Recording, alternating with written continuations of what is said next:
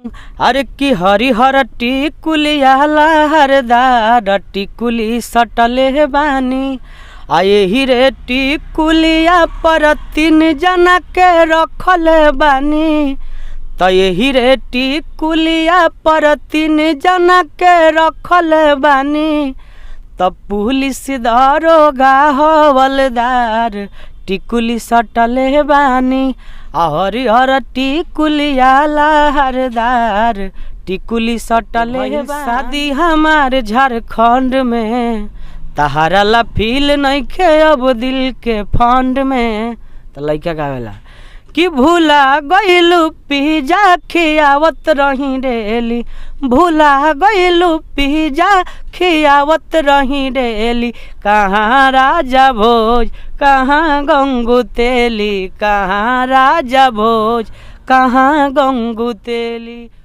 नमस्कार दोस्तों, आप लोग देख रहे हैं जस्ट बेयर और फर्स्ट हिंदुस्तान। मैं हूं आपका दोस्त पंकज। अभी हमारे साथ चंदन चंचल जी हैं जो कि काफ़ी पॉपुलर और भोजपुरी और गोपालगंज के एक सुपरस्टार माने जाते हैं। हम इनसे जानने का प्रयास करेंगे कि शुरुआत में इनकी लाइफ स्टाइल कैसी थी और अभी इनकी लाइफ स्टाइल कैसी है, अभी इनके कौन कौन से नए गाने आए हैं और क्या क्या इनके नए आगे प्लान है।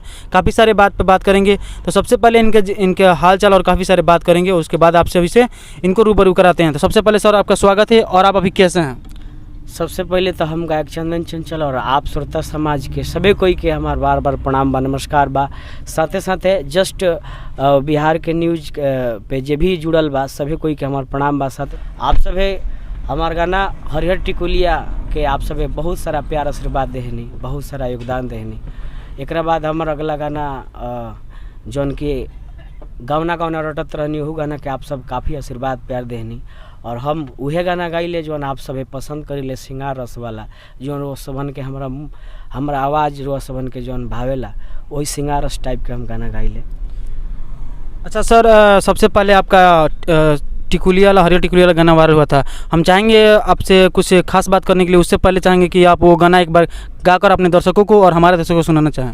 हाँ, गाना तो बहुत प्यार मिलल, आशीर्वाद मिलल गाना रहे।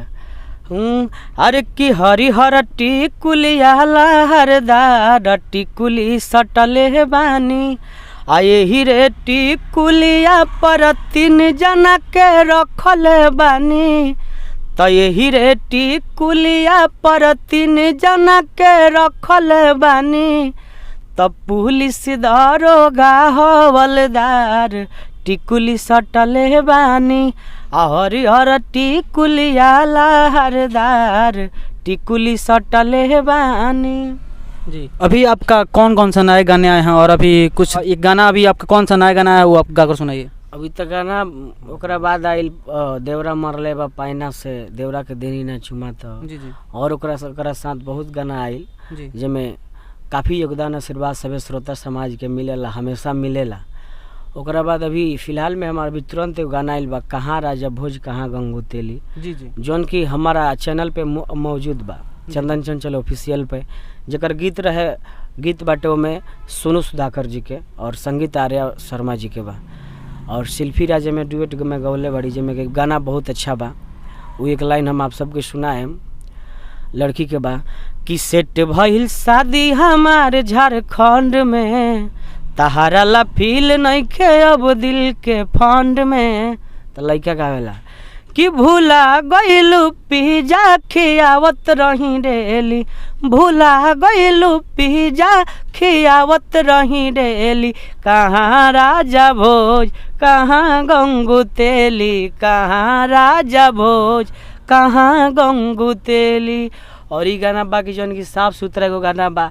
आप सबसे नवनिवेदन बा कि गाना के आप सब बजाई और चंदन चंचल इंटरटेनमेंट और चंदन चंचल ऑफिशियल पे मौजूद बा जौन कि गाने के टाइटल बा कहाँ राजा भोज कहाँ गंगू तेली। जी, जैसे कि इनका एक न्यू गाना है, आप लोग उसे सपोर्ट कीजिए और एक बार आवाज़ से उस गाने को सुनिए। हम सबसे पहले सर जानना चाहते हैं कि जब आप सुपरस्टार नहीं थे तो आप क्या बनना चाहते थे? हम तो शुरू से ही इसी लाइन से हैं। जी जी, कुछ क्लास पढ़े उसके बाद से हमको गाना ही बजने में मन तो कितने क्लास पढ़े थे आप? अभी तो ये आपको इंटर तक ले पढ़े हैं। इंटर तक ले पढ़े हैं। हाँ। और मतलब कि जब पढ़ाई कर रहे थे तो आपका क्या लक्ष्य था? इस लाइन में आने का लक्ष्य था कि किसी और लाइन में जाने का? हमको शुरू से इसी लाइन में लक्ष्य था कि संगीत लाइन से हम जुड़े। एक बार हम आपका इंटरव्यू देख रहे थे, उसमें आप बताएं कि आप एक बार गेहूं दबाएं और उसको बेचकर गाना गाने के लिए चले गए। ऐसे तो सब कलाकार के होला, सभे जी जी कोनो सभे कलाकार बा कि छोटे स्तर से कोई भी आगे गइल बा। अब मजबूरी हर कलाकार के साथ रहेला। जी जी तो हमनी के ओ बेरा आदमी गाना बजाना के बात बा, जहाँ कि हमनी के ओ बेरा ऑडियो के पैसा ना रहे, वीडियो के पैसा ना रहे, बट हमार भाई के सहयोग मिलल, भाई बहुत योगदान देनी। और आज हर हमारा पोस्टर पे निर्माता में जानी जौन कि चंदन चंचल इंटरटेनमेंट चैनल के माध्यम से जौन भी बैनर आवेला हमारा बड़ भैया के नाम जाला। आ उहाँ के बहुत सहयोग बा, बहुत आशीर्वाद बा। आ उहाँ के दिन से आज श्रोता के आशीर्वाद प्यार से हमरा धीरे धीरे आशीर्वाद मिलल। तो वीडियो बनावे के, ऑडियो बनावे के, सब कंपनी के थ्रू पैसा आवे लगल। तो आदमी काम करता, गाना बजान करता, प्रोग्राम कुछ कर लेला तो कुछ प्रोग्राम से आ जाला। तो सबे के योगदान बा ये। जी जी। अच्छा, जब आप सुपरस्टार नहीं थे तब आपकी लाइफ स्टाइल कैसी थी और अभी आपकी लाइफ स्टाइल कैसी है? पहले की बात करें तो पहले सब कोई तो सबका लाइफ स्टाइल देखबे करते जी, जी। हैं, स्ट्रगल भी होता है। आदमी शुरू से स्ट्रगल किया है और अभी भी आगे करेगा, क्योंकि अभी बहुत ही आगे कुछ करना है। और बहुत सारा उम्मीद है कि आप सब जैसे पसंद करते हैं लोग कि पर्दे पे नज़र आए, तो उसका भी काम हम लोग जारी किए हैं लोग। तो आप सब योगदान दीजिए और भरपूर सहयोग कीजिए कि गाना और 2-3 ब्लास्ट होके उसके बाद आप सबके सामने रूबरू दिखाई देंगे पर्दे पे भी। और कुछ जैसे कि अभी आपका क्या आगे का क्या प्लान है? मान लीजिए कोई फिल्म या कोई बड़ा पर्दे पर आने का कुछ क्या? अभी तो है प्लान में भी चल रहा है प्लान, अभी बताएंगे नहीं। जी जी। हाँ, गुप्त रखा गया उसको? हाँ, गुप्त उसको रखा गया। अच्छा सर, मान लीजिए कि अभी आप देख रहे हैं कि भोजपुरी में कुछ अश्लीलता आ रहा है, उसके बारे में आप क्या कहना चाहते हैं? अश्लीलता पे देखिए हम यही कहना चाहते हैं कि जो भी हम लोग आज तक हम गाना किए हैं बस श्रृंगार रस का किए हैं। और यही कहेंगे कि हम अभी भोजपुरी में अश्लीलता जो भी था, आदमी को जो भी लग रहा था, तो अब अश्लीलता अभी आ नहीं रहा है। पहले जो था नया नया था, लोग कुछ गायक में थे लोग तो वैसे वैसे गा भी रहे थे लोग, बट अभी के माहौल में साफ़ सुथरा गाना है। आप देख लीजिए हर जगह बजता है भोजपुरी जो भी है गाना। जी जी। और हम आपसे ये जानना चाहते हैं कि जब आप अभी आप घर आए हैं, अगर आपसे मान लीजिए कोई छोटे कलाकार हैं, वो आपसे मिलना चाहें या किसी प्रकार की आपसे हेल्प चाहिए, तो वो कैसे आपसे मिल सकते हैं या हेल्प कर सकते हैं आप? अच्छा, हेल्प है बात तो हम तो गांव में हैं, तो जो भी आते हैं उनका हेल्प आदमी करता है। जो भी जब भी बोलते हैं कि हाँ सहयोग चाहिए तो आदमी उसमें खड़ा रहता है। जितना हम सक्षम हैं उतना खड़ा रहते हैं, सब भाई का सहयोग करते हैं। जो भी मिलना होता है हमको कॉल करते हैं लोग, कॉल नंबर भाई के पास सब रहता है। और भी एक है मेरा नंबर 985222 666867, उनसे कॉल करके हमसे मिल लेते हैं लोग। जी जी। हाँ, अभी आपका स्टेज शो कोई करवाना चाहे तो आप कैसे आपसे जो भी हो उसका फुल डिटेल्स कर स्टेज शो के लिए मेरा नंबर है, 2 नंबर चलता है जो कि भैया भी देखते हैं। जी जी। हाँ, तो नंबर पे कांटेक्ट करके प्रोग्रामिंग हो सकता है। जी जी। अभी आप इनसे हम रूबरू करा रहे थे आप सभी को, और एक बात हम और जानना चाहते हैं कि आपका इतना सैड सॉन्ग क्यों आता है? सैड सॉन्ग अभी तो फिलहाल एक आया था, बट उसके बाद सभी सैड सॉन्ग इसलिए आ रहा है कि कुछ गाने के माहौल के अनुसार जी जी। जो पब्लिक डिमांड करती हैं, जिनको मेरे फैंस को कुछ है कि कुछ सैड पसंद है, कुछ है कि कुछ डीजे टाइप का है, लोकगीत कुछ पसंद है। जी जी। जिस तरह माहौल रहता है उस तरह हम गाना इधर से परोसते हैं लोग, भेजते हैं लोग। और आप किनको अपने लाइफ स्टाइल में देखकर बढ़ना, आगे किनके जैसा बनना चाहते हैं आप?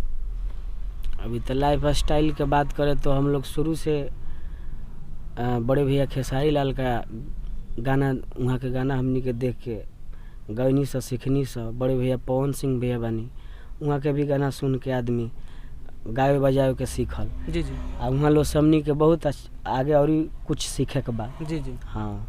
अच्छा सर, दोनों में से कौन आपको अच्छा लगते हैं, सबसे अच्छा कौन लगते हैं? हमारा सबसे अच्छा दोनों एक बराबर रखते हैं लोग, हमको दोनों पसंद है। दोनों आदमी पसंद है। दोनों भैया का गाना का हमको बहुत बेटर लगता है और उन्हीं लोग के से हम लोग को सीख मिलती है। जी जी। हाँ, कुछ गाने बजाने का, गाने का तरीका, चलने का, रहने का, ये सब उन्हीं लोग से हम लोग को सीख मिलती है। अच्छा, अभी आप हमारे दर्शकों के लिए क्या कहना चाहते हैं और हमारे लिए क्या कहना चाहते हैं? दर्शकों के लिए यही कहना चाहते हैं कि आप सब अपना आशीर्वाद दीजिए, योगदान दीजिए और भरपूर आशीर्वाद दीजिए कि मेरा भी अभी तुरंत गाना कुछ ब्लास्ट होके कि आशीर्वाद आप सबका मिले।